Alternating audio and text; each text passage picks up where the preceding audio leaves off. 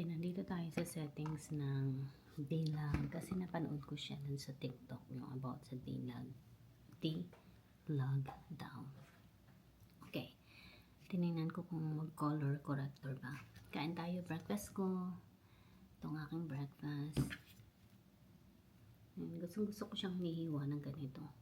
Dahil meron siyang parang divider.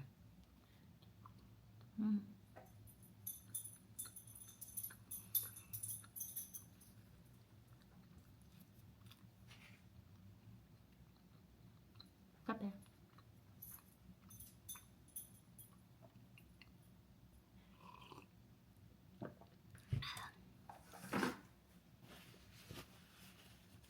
And then meron akong dadalhin na snacks para sa mamaya. Sa trabaho itong kakainin ko. Masarap siya. Okay.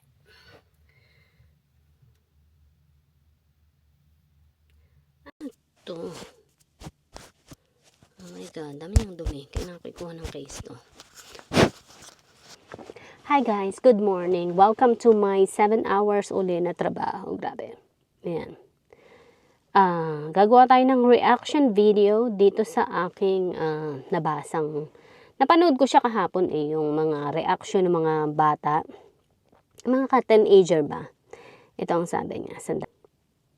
Sabi niya, okay lang bang walang pera basta mahal ka?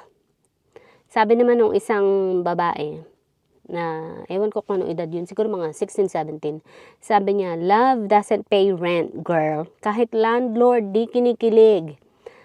Sabi naman ng isa, walang pera, walang plano, pero may I love you, puro feelings, walang future. O diba? Marunong yung yung kabataan dahil yun ang niya. Sinasabi niya, naiisip niya yung mga ganun. Yes, para sa akin, hindi okay na walang pera. Kasi, lalo na sa panahon ngayon na mahirap ang buhay, Diyos ko. Kasi, ganito hindi pwede na walang pera. Kasi, diyan nakasalalay yung magiging desisyon mo sa buhay, di ba? Diyan nakasalalay yung magiging kinabukasan nyo, kinabukasan ng mga anak nyo, kung ano mangyayari sa mga anak nyo sa pagdating ng panahon, sinong mahihirapan sa pagdating ng panahon, okay? Kung hindi ka magiging responsable sa buhay, okay? Mahalaga ang pera kasi paano ang pag-aaral ng mga anak ninyo? Let's say, 5 yung mga anak ninyo. Alam nyo, lahat yan ay mag-aaral, lalo na kung pag-aaralin ninyo, no? Ayun, hindi kagaya na, anong tawag dito? Pero sa Pilipinas, nakakalusot sila na kahit di mo pag-aralin yung mga anak, okay lang. Walang batas na manghihimasok, walang batas na makikialam. Hindi kagaya dito sa Amerika na talagang may batas. Pinoprotektahan nila yung mga kabataan na mag-aral talaga. Talagang pinupurso nila na mag-aral ang mga kabataan dito, at least hanggang high school man lamang. Yes, kahit anak mo sila, pag naprotektahan sila ng batas, wala kang magagawa dahil habulin ka talaga. Pag hindi mo sila pinag-aral, malalaman at malalaman nila yan, lalo na kung nai-enroll mo na sila sa school once. Pero kung hindi, ay wala talagang hahanapin, di ba? Kasi syempre, mahanap yan kapag nag-enroll ka. At saka may mga kapitbahay na magsusumbong talaga. Alam mo yung may mga ganito, may mga kapitbahay din dito na mga talagang usosero, ganyan. Makikialam talaga. Oh, may ganung bata, may ganyan, hindi pinag-aaral yung kanyang anak. So, merong pupunta sa bahay nyo na mga mag-check. Social welfare, ganyan. Pupunta yun sa bahay ninyo, nag-check yung bata kung nag-aaral ba talaga. Yan. Sa Pilipinas, walang ganun, hindi ganun. Ewan ko lang ngayon I'm not sure. Kasi ang tagal ko rin namang nawala sa Pilipinas.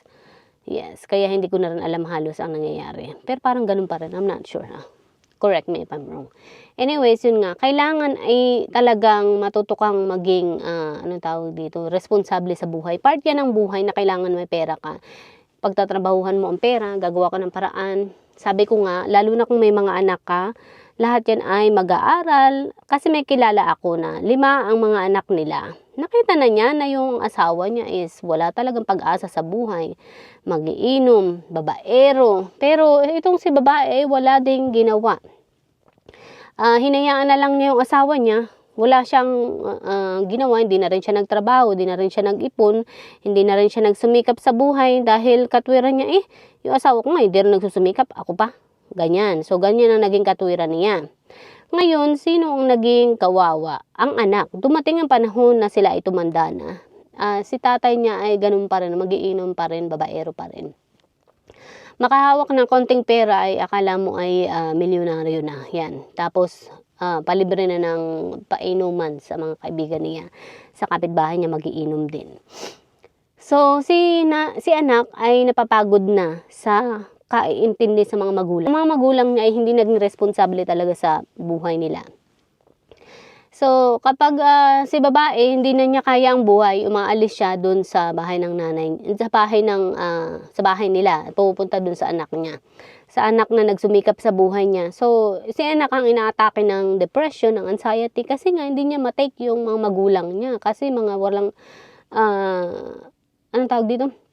Hindi nga naihanda yung mga buhay nila, hindi naging responsable sa buhay nila. Wala talagang naipon hanggang sa pagtanda nila. Hindi talaga nila naihanda ang kaperahan nila. So, itong si anak, tapos ito pa, patuloy pa rin sila sa paggawa ng mga maling desisyon nila sa buhay nila. Ganun pa rin, hindi nagsusumikap, hindi nag-aayos sa buhay. Si anak pa ang nag-provide ng bahay at lupa sa kanila para lang magkaroon sila ng bahay at lupa. Pero hindi pa rin nagawang ingatan man lamang na hindi man lang ayusin. Yun, hindi man lang magawang linisin. Hinahayaan na lang na bumagsak na. Ganun. Ganun sila ka-irresponsable. And then si tatay niya is ganun pa rin, magiinom pa rin, babaero pa rin. Tapos nakaasa pa rin ng pera sa anak. Tapos si nanay naman ganun din, magsusugal, wala pa rin ginawa. Ganun din, hingi din ng pera sa anak kapag wala na. Kaya hindi man lang maipagamot ang sarili kapag halimbawa ay may karamdaman at gustong ipa-check up ang sarili, hindi nila magawa. So nagagalit si anak dahil sabi niya, di ba dapat bilang mga magulang kayo dapat ang naghanda noon sa buhay nyo? Yun, kasi samantalang ako ginawa ko naman yun sa buhay ko, sabi niya ganun. Tapos si anak naman ay hindi na nga niya pinag-aral ng mga magulang niya. Barely talaga na nakapag-aral siya. Kaya ang ginawa niya ay siya na lang ang nagsumikap sa buhay niya. Nagpa-aral sa sarili niya hanggang kolehiyo. Natatandaan ko noon is halos dalawa-dalawa din yata yung trabaho niya noon. Nagtatrabaho siya, tapos nag-aaral. Tapos madadatnan niya yung nanay niya ay nagsusugal habang siya ay nagsusumikap sa buhay, nagtatrabaho. So, yun.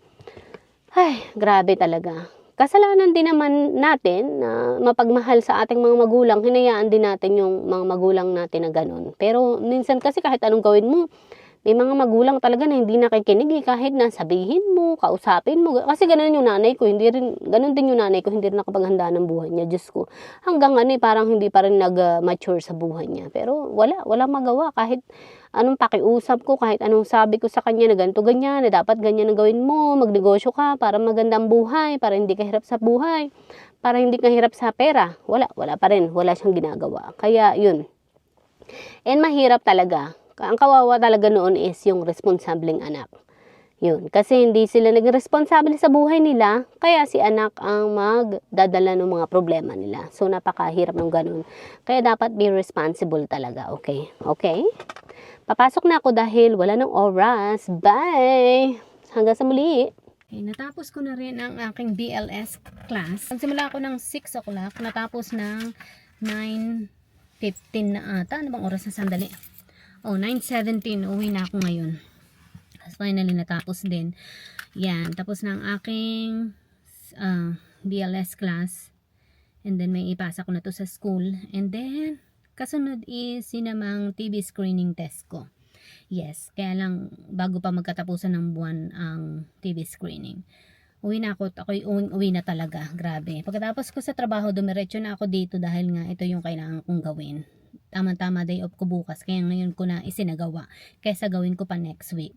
So yun, ang test is 25, ang mali ko ay 4, pwede na, so pasado pa rin naman yun. And then meron akong health card uli yun. Okay, bye.